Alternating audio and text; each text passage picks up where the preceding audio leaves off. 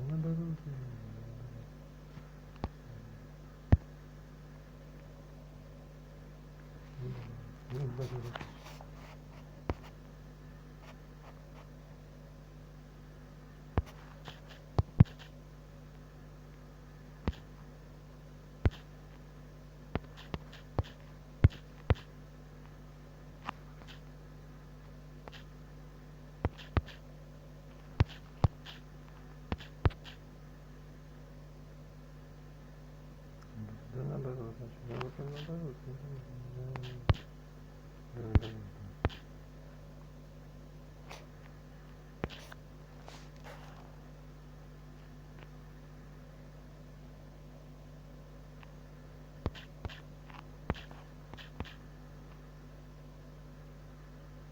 Наоборот. Наоборот. Да наоборот. Да, вот это есть. Наоборот, наоборот.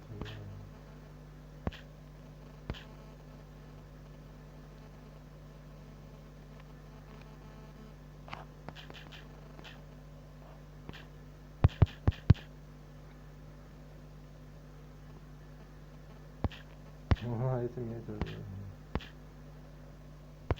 Да, ну вот это и было самое. Да, наоборот, да, да. Да, да. Вот это и да, да.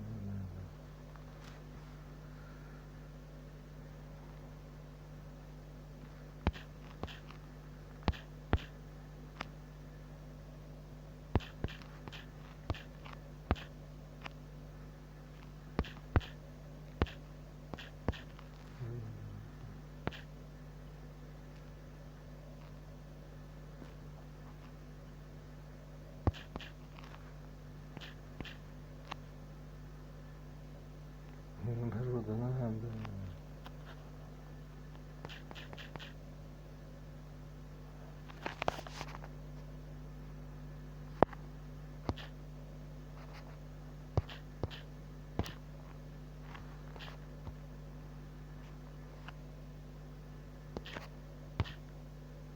Наоборот, так наоборот, значит, да, да.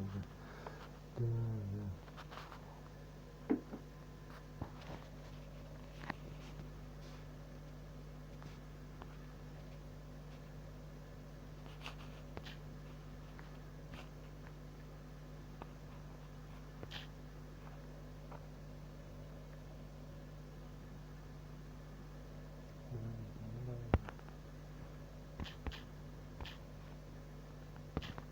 Наоборот ли, так надо, да, вот он это имеет в виду, да, наоборот ли, да, наоборот ли.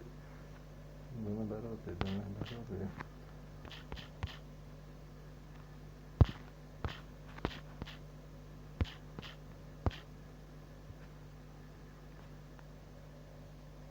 Да, наоборот, да,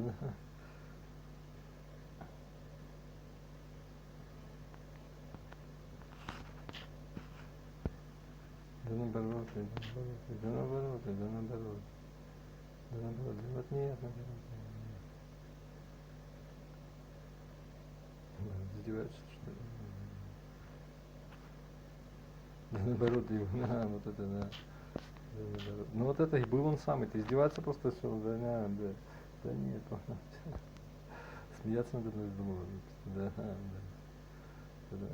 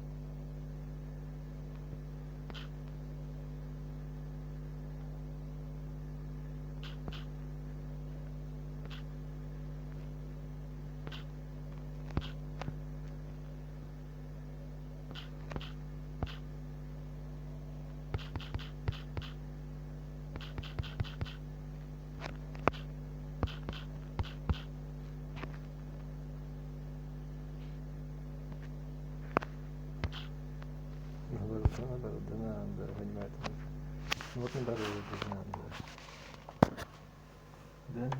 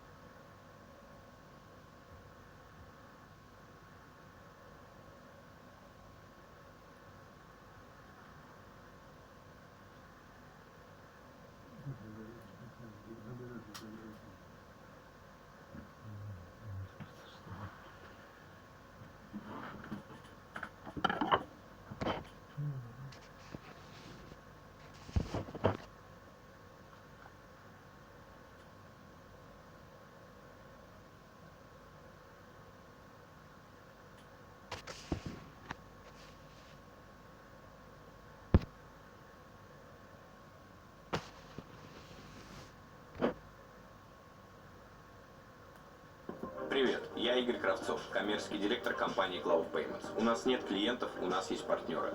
Мы ценим их время, поэтому подключаем интернет-эквайринг всего за один день без визита в офис. Мир финтеха – это мир высоких технологий. Чтобы стать здесь номером один, нужно любить свой продукт и работать на максимум. Наш главный аргумент – это цифры, которые растут из года в год по экспоненте. Через нас проходит больше миллиона платежей в сутки. При этом платежная конверсия составляет 98%. Врывайтесь в мир онлайн-платежей вместе с нами. Переходите по ссылке и подключайтесь.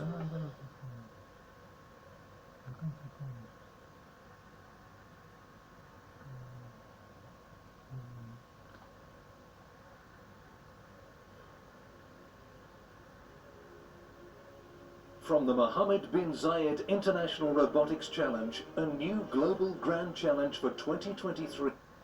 This video has been sponsored by KiwiCo, but more about them later.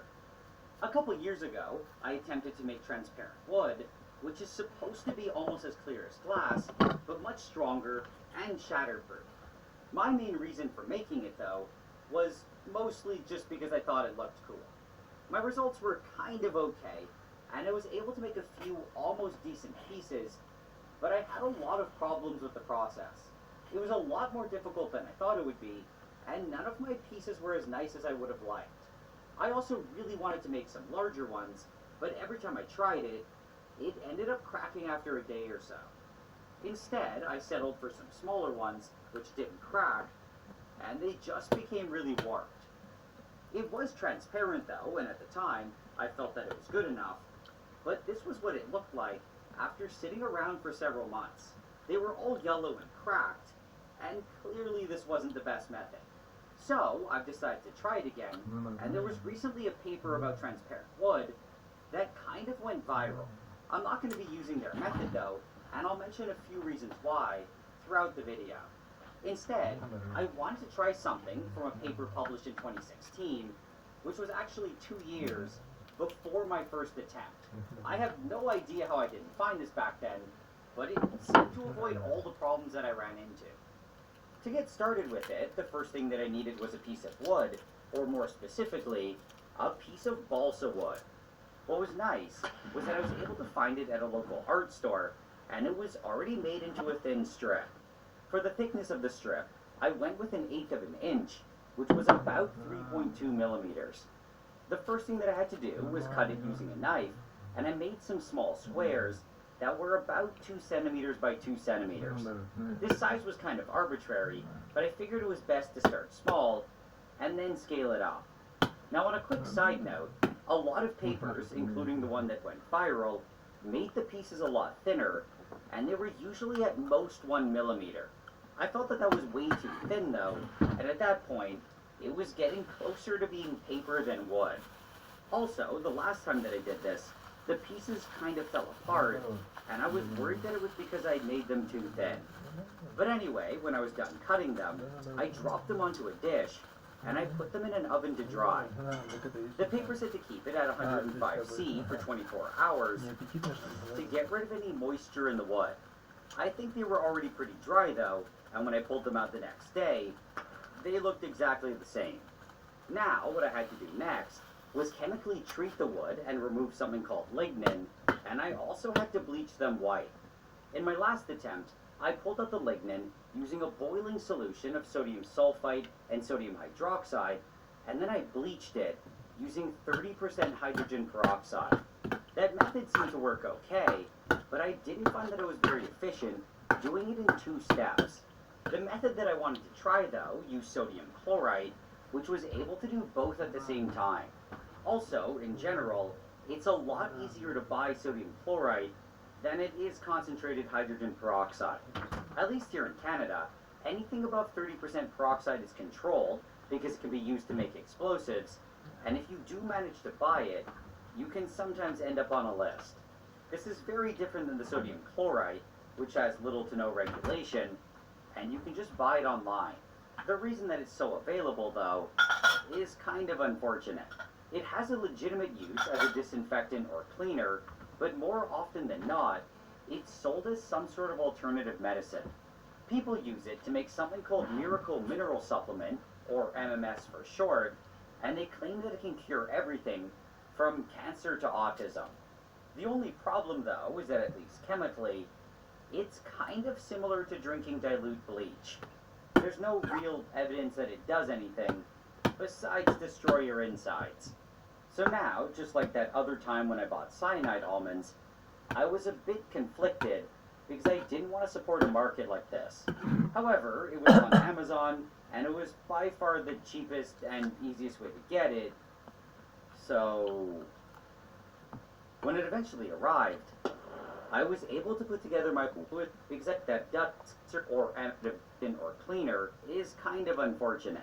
It has a legit, the reason that it's so available though, is kind of unfortunate. Вот это It есть. has a legitimate use as a disinfectant or cleaner, but more often than not, it's sold as some sort of alternative medicine. People use it to make something called Miracle Mineral Supplement, or MMS for short, and they claim that it can cure everything from cancer to autism. The only problem, though, is that at least chemically, it's kind of similar to drinking dilute bleach. There's no real evidence that it does anything, besides destroy your insides. So now, just like that other time when I bought cyanide almonds, I was a bit conflicted because I didn't want to support a market like this. However, it was on Amazon, and it was by far the cheapest and easiest way to get it. So, when it eventually arrived, I was able to put together my wood treating solution. According to the paper, I had to make a 1% sodium chloride with acetate buffer solution with a pH of 4.6 at ADC. At first glance, this kind of seemed like a complicated and maybe hard thing to do, but it was actually relatively simple.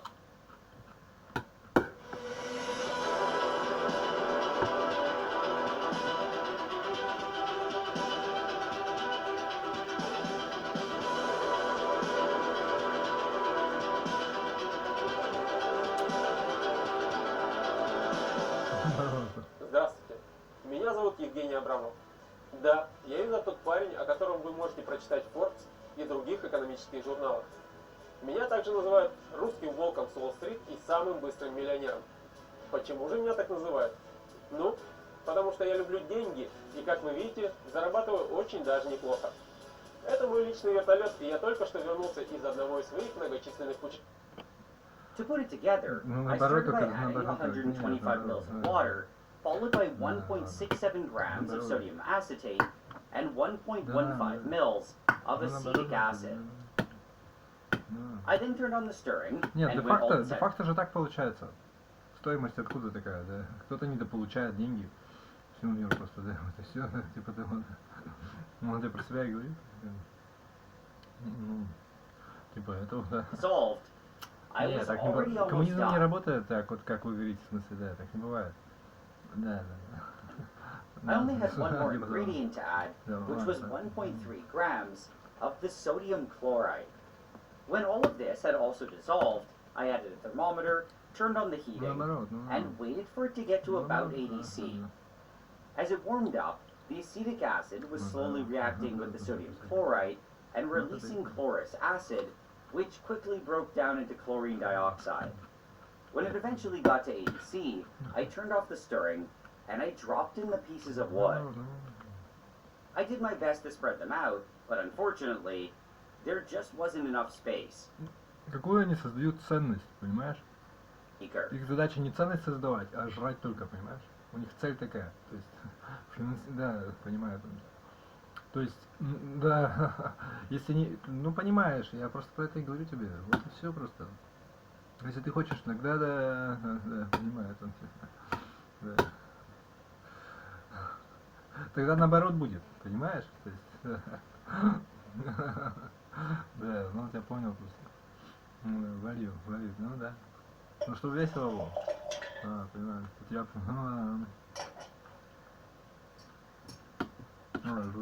Понял. As it sat there, the chlorine dioxide solution was attacking and dissolving one of the major components of the wood, called lignin. In general, wood is around 25% lignin, which is kind of like a glue that holds the wood fibers together. By taking it away, I was making the wood more porous, and I was opening up the space between the wood fibers. I was also getting rid of the natural yellow color that wood has, which mostly comes from the lignin. According to the paper, this process should bring the lignin content down from the 25% that I mentioned before to only about 3%. What I was supposed to be left with was mostly cellulose and hemicellulose, which were naturally colorless. About 7 hours later, they eventually looked almost completely white, and I felt that it was done. So I pulled them all out, and I dropped them into some distilled water.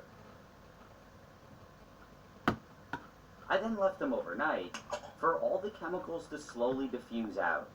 The next day, I filled another bowl with 100% ethanol, and I transferred them all over.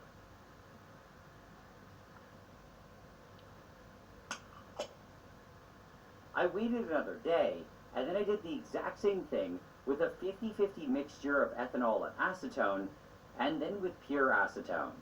As far as I know, the paper doesn't really go into detail as to why all these solvent washings have to be done, but I think the major reason is to just get rid of the water. After a few days of mostly waiting, I was eventually left with some little dry pieces of wood, which were hopefully close to lignin-free. They clearly still weren't transparent though, and that was because I still had one major step to do, which was infuse them with plastic. However, before doing that, I took a closer look at one of them. The first thing that I tried was bending it a bit to see how strong it was. The last time I did this, the pieces all became super soft and bendy, and I was kind of expecting the same thing to happen. However, they were actually still pretty tough, and they felt similar to before the treatment. I'm not exactly sure whether this was because I used balsa this time, or if it was because of the different process. My opinion, though, is that it was probably a combination of the two. Either way, it was a pleasant surprise, and it meant that it was probably possible to safely make pieces that were both thinner and larger.